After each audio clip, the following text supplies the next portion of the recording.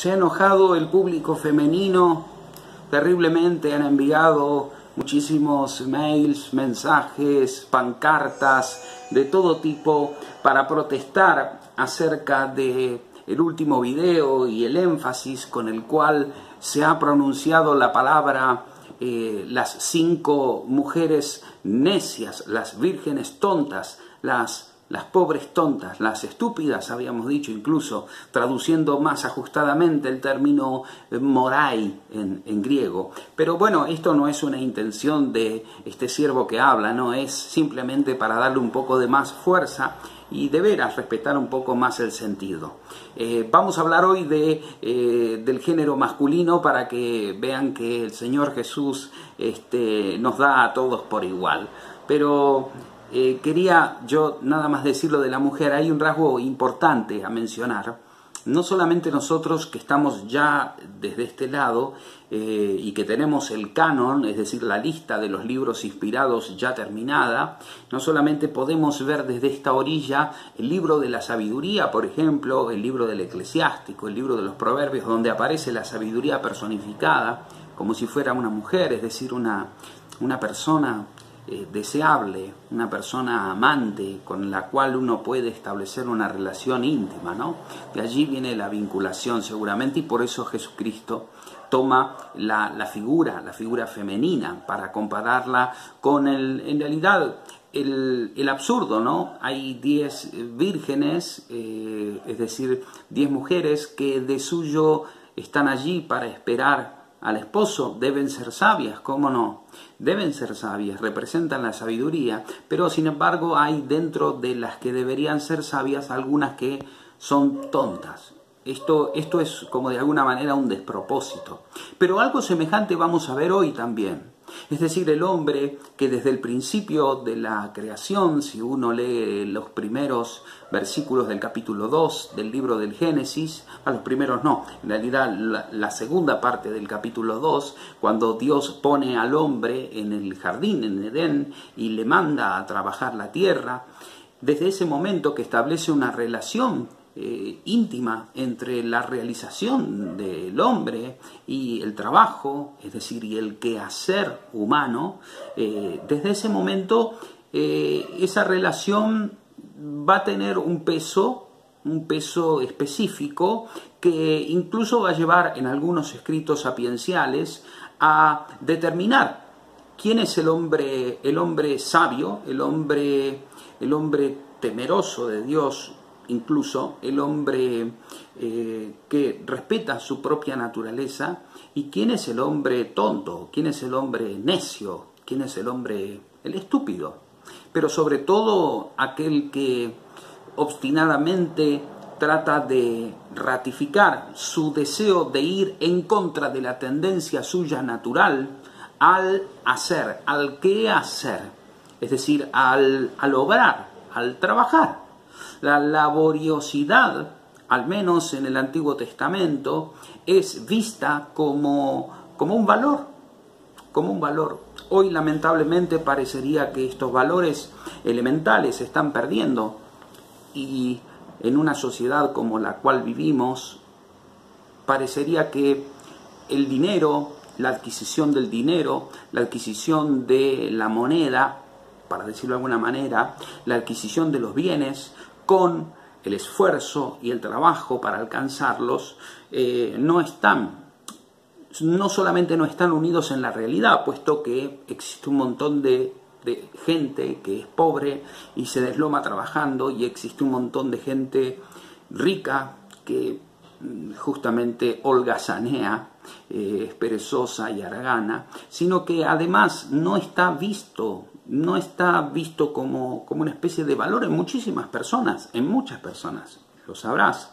Querer trabajar para ganarse con el propio esfuerzo la recompensa del trabajo, la recompensa al quehacer personal, al quehacer que realiza.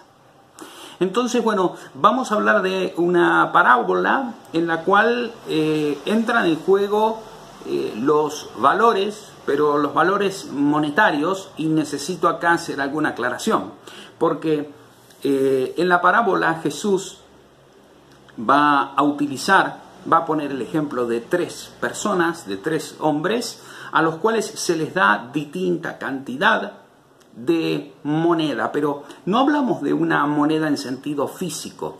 En el Antiguo Testamento parecía que sí, la palabra talento, un talento, refería a una cantidad de peso de materia preciosa, de bronce o de plata o de oro, 30 y pico de kilos aproximadamente, según la zona variaba.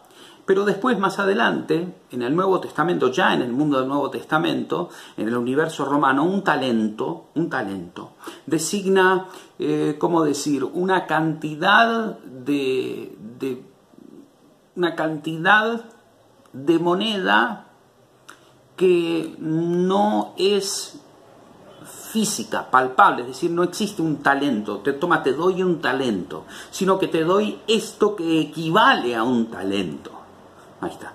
Por ejemplo, existía así la dracma romana, el denario hablábamos, ¿se acuerdan la moneda del César? Bueno, era un denario con el cual se pagaba, se manejaba la gente, pero el talento no, porque el talento era una moneda, refería a un valor, era una unidad monetaria altísima, muy alta.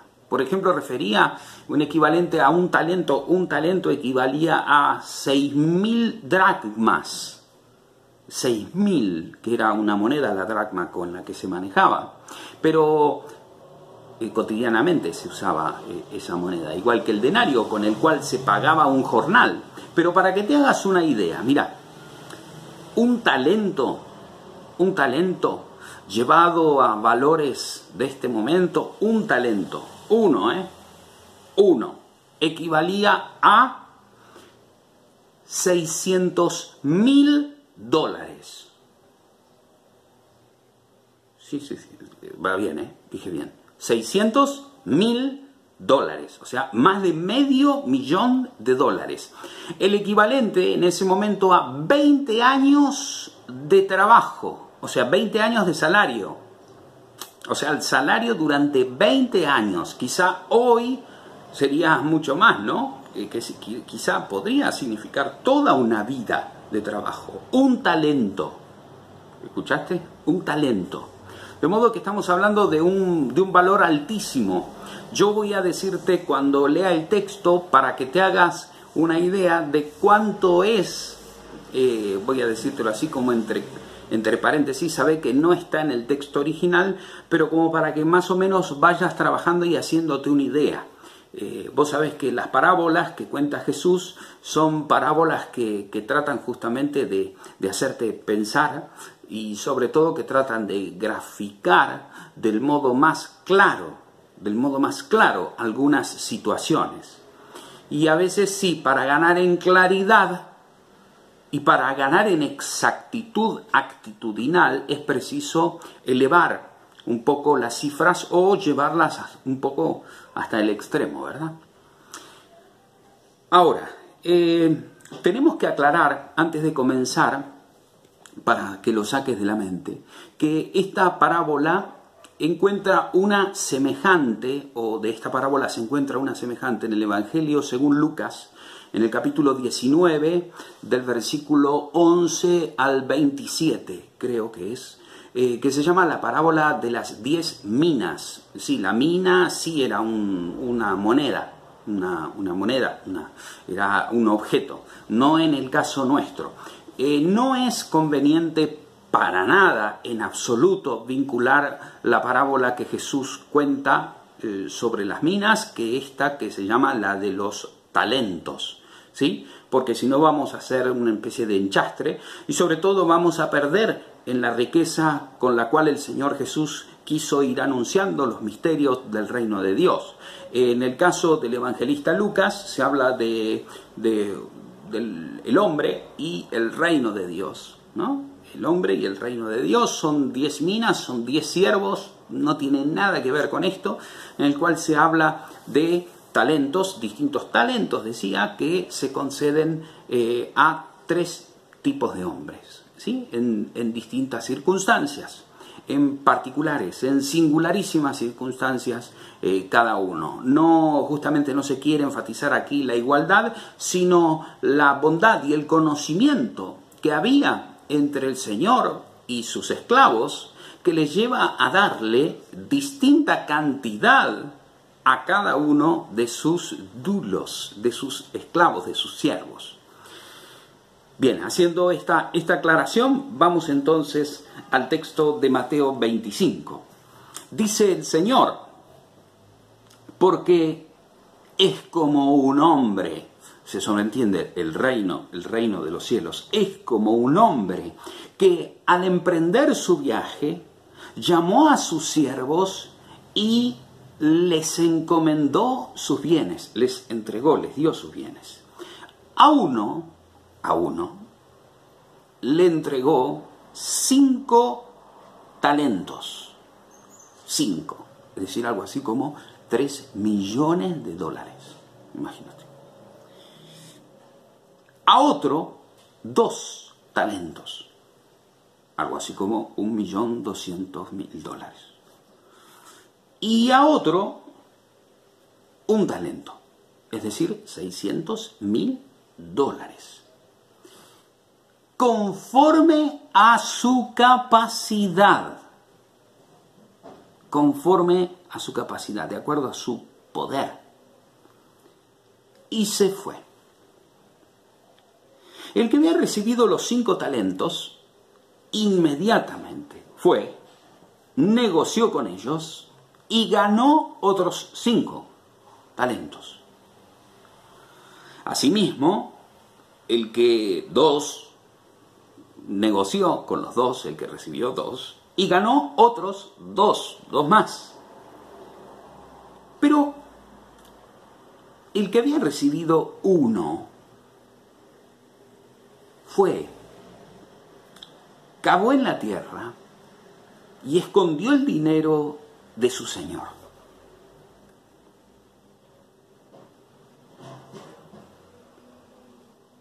Después de mucho tiempo, regresó el señor de estos siervos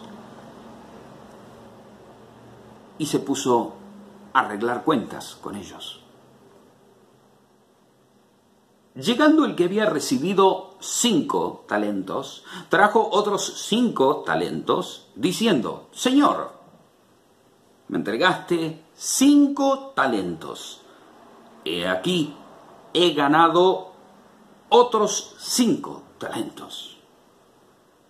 Su señor le dijo, bien, siervo bueno y fiel. En lo poco fuiste fiel, sobre mucho te pondré. Entra en el gozo del Señor tuyo. Llegando también el de 2 talentos, dijo, Señor, me entregaste 2 talentos. He aquí, he ganado otros 2. Su señor le dijo, bien, siervo bueno y fiel. En lo poco fuiste fiel, sobre mucho te pondré. Entra en el gozo de tu Señor. Pero, llegando también el que había recibido 1 talento, dijo, Señor, yo sabía que eres un hombre duro, que ciegas donde no sembraste y recoges donde no esparciste. Y tuve miedo. Y fui. Y escondí tu talento en la tierra. Mira, aquí tienes lo que es tuyo. Pero su señor le respondió, siervo malo y perezoso. ¿Sabías que ciego donde no sembré y que recojo donde no esparcí?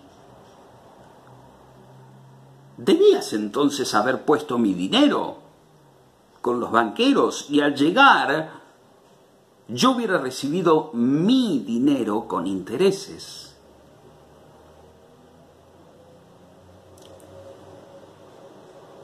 Quítenle el talento y dénselo al que tiene los 10 talentos. Porque el que tiene, más se le dará. Y tendrá abundante. Pero al que no tiene, aun lo que tiene, se le quitará. Y al siervo inútil, échenlo a las tinieblas de afuera. Allí habrá llanto y crujir de dientes. Comencemos con la declaración del siervo malo. Señor, yo sabía, yo te conocía, eidei en griego, yo ya sé que vos sos escleros, sos duro, sos severo, sos bravo, Señor, sos exigente. Yo sé que vos, por eso, tuve miedo y no. Esa es la respuesta. Dos clases de siervo. El siervo fiel, el fiel, leal, pero también el creyente, y el bueno. Bueno. Dule agate kai piste. Y tenemos este otro siervo, poneré, dule, siervo malo, malvado, le dice el Señor. Es duro, maldito, malvado, maligno. Dice, y okneré en griego, palabra que significa malo, maligno y tardo, quedo, perezoso, molestoso, tedioso, asédico. Es un término fuerte. Si vos me conocías, ¿de qué va esto? Ahora, retrocedamos un poco y vamos a valorar el hecho de que el Señor es bueno y conoce a sus siervos y que no les da a los tres la misma cantidad de moneda, la misma cantidad de dinero, de valor. No les da lo mismo para que cada uno lo trabaje. Le da a cada uno según su dinamismo, su capacidad, su fuerza, su poder. Los conoce. No pide lo que el otro no puede dar. No.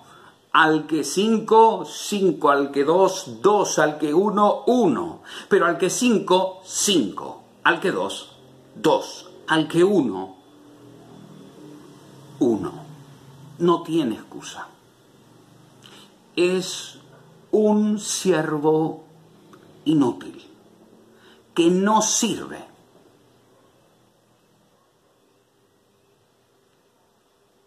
Sí, el Señor es duro, pero viene siendo duro desde el comienzo, desde el principio de la revelación. Amarás al Señor tu Dios con todo tu corazón, con toda tu alma, con toda tu fuerza. Viene siendo serio y severo desde el que no se niega a sí mismo, carga con su cruz y me sigue, no puede ser mi discípulo. Viene siendo severo desde aquello de: cuando ustedes hagan aquello que se les mande, digan: somos siervos inútiles, hicimos lo que debíamos hacer. Nada más que eso. Cuando ustedes denles a aquellos que sepan bien que no pueden retribuirles, aquellos que les conste que no van a tener con qué devolverle. Todo lo que quieran que hagan por ustedes, háganlo ustedes primeros con ellos. Mateo 7:12. Señor exigente, Señor duro. Claro que sí. ¿Por qué? Porque se trata de una disciplina vital, de una disciplina de ir ensanchando el corazón y la capacidad para recibir el gozo absoluto y pleno que Él quiere darle a aquel siervo que se disponga a esperar activamente la llegada de su Señor. Aquel que en el tiempo que Él se tarde, ya veníamos hablando en las otras dos parábolas, mencionábamos las últimas dos, recordarán, la de capítulo 24, 48 y la del 25, 5, el Señor se demora. Bueno, ya aquí formalmente se demora, dice el texto, después de mucho tiempo volvió, les dio tiempo de sobra, pero igualmente se dan cuenta, ¿no? El emprendimiento, dice el texto, que ni bien se fue el Señor, les dejó el talento y dice: inmediatamente, el que había recibido 5 fue y negoció y ganó otros 5. Esto está en el versículo 16. Inmediatamente. O sea, fue una acción inmediata. El Señor me da esto, pero bueno, la gratitud se convierte en acción, en devolución, en trabajo. No hay posibilidad de recibir un don y quedarse lo más pancho con ese don. Tampoco hay posibilidades de enterrar un tesoro, aunque tenemos antecedentes de esto. En Mateo 13, 44, por ejemplo, un hombre recibe un tesoro y lo entierra. Sí, tenemos este caso, sí, pero no justifica el Señor el entierro del bien que le confiere, porque en este caso le es el don causa, objeto y motivo de su ser, de su convertirse en malvado, en tardo, en quedo, en inútil. Inútil para sí. Inútil para sí. El don que recibió, el regalo, no le sirvió, no le fue útil para ensanchar su corazón y entrar a participar de los bienes de su Señor. No fue fiel en lo poco. No fue fiel en lo que en esta vida se nos ha concedido. ¿Cómo seremos fieles en lo otro? ¿Y en qué consiste la fidelidad esta? En la capacidad de reconocer el don, disfrutar el don y vivir con Dios ese don que nos dio, desde la vida hasta cualquier talento. Ahora sí, en el sentido en que habitualmente lo entendamos, para poder ponerlo por obra, sobre todo en favor de aquellos que encarnan de algún modo su presencia en medio de nosotros, como en la parábola que sigue veremos. Es importante estar y mantenerse en esta espera activa, en ser prudente, como no supieron ser aquellas 5 mujeres insensatas, esas vírgenes insensatas. Es importante mantenerse en la espera activa, pero sobre todo es importante mantenerse bien claro y bien firme en qué es aquello que el Señor nos pide. 2 veces de manera especial aparece el término amor en estos últimos 2 capítulos de Mateo antes de esta parábola. En el capítulo 23, en el versículo 23, dice el Señor, leo: ustedes dejan pasar lo que es más grave, lo más pesado, lo más sólido de la ley, que es el juicio, el amor y la fidelidad. El juicio, la sensatez, la sabiduría, la prudencia, el amor y la fidelidad. Y en el capítulo 24, versículo 12, dice: el amor de muchos se perderá, se extinguirá, se apagará. El Señor anuncia que en la espera muchos, incluso muchos de los elegidos, correrán el riesgo de ver extinguir el amor de sus corazones. Por eso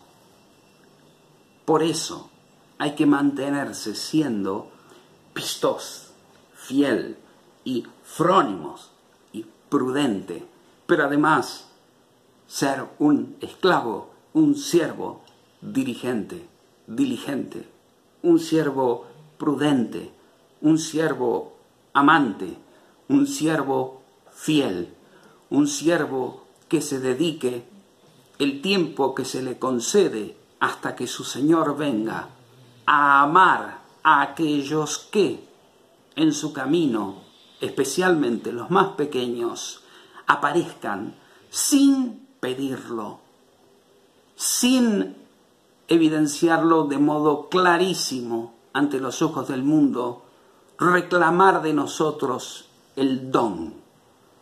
¿Qué don? El don de la vida. Pero no el don de la vida dado de modo inmediato y de modo absoluto, de un momento a otro, sino el don de la vida que se va convirtiendo hoy en un vaso de agua, hoy en una ropa, hoy en un hospedar, hoy en un visitar a un enfermo, hoy en un visitar a un privado de la libertad, hoy amar. Amor activo, espera activa. Esto es aquello que va a ser el objeto del juicio a partir del versículo 31 de este capítulo 25. Lo vamos a ver la otra semana, cuando el Señor, como Rey de la creación, venga a juzgar a todos. Pero mientras tanto, nos vamos a quedar con esto.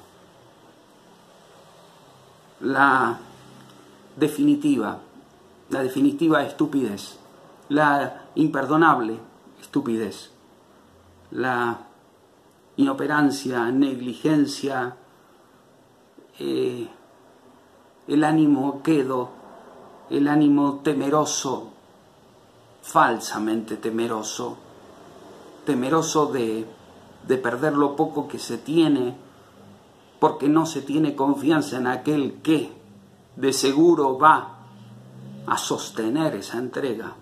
Falta de fe. Se reconoce por sus consecuencias. El imperdonable servidor, el que es malvado, el que es tonto, el que es perezoso, haragán, holgazán, el que se hace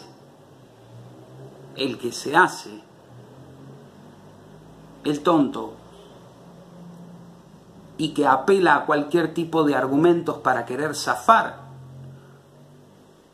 en un futuro encaraje, un cara a cara, un ajuste de cuentas con el Señor, el que quiere quedar siempre bien parado, va a tener que padecer las consecuencias. Y las consecuencias son quedarse afuera.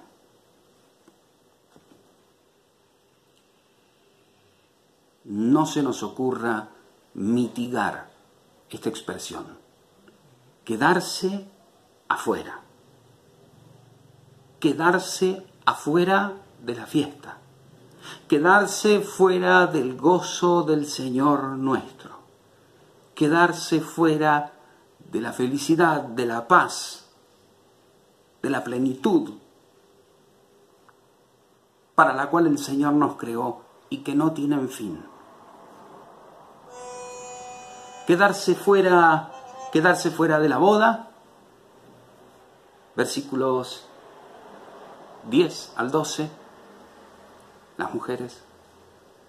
Quedarse fuera del gozo del Señor, versículo 30.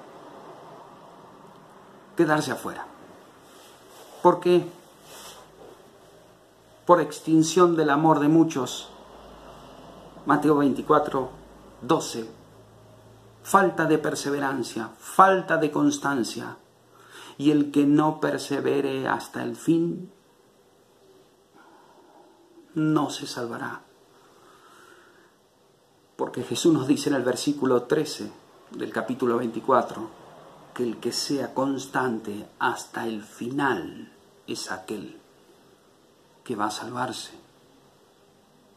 El que no tiene juicio, el que no tiene misericordia, el que no tiene amor, el que no tiene fidelidad, Mateo 23, 23, es el que se queda afuera.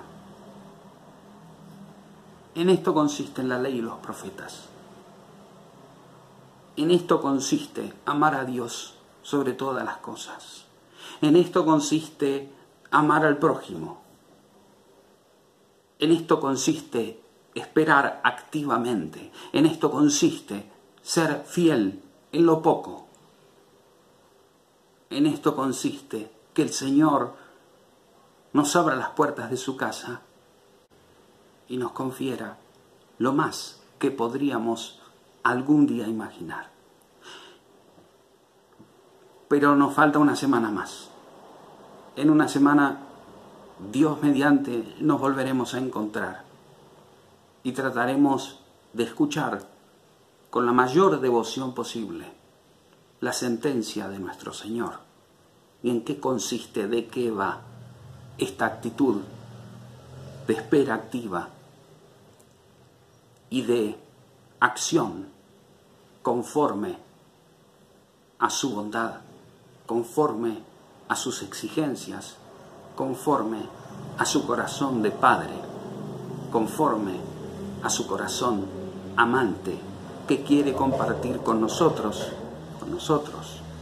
los hombres, no solamente sus talentos, no solamente su presencia, sino además el reino que vino a anunciar y el reino que con Jesús ya se hizo presente en medio de nosotros, que está entre nosotros y que el Señor Jesús quiere invitarnos a contemplar, a habitar, a pisar y a vivir en plenitud, en su consumación, cuando venga el Señor con sus ángeles en gloria a juzgar a todos aquellos que les haya dado, empezando su vida y terminando todos sus talentos para poder amar a los demás.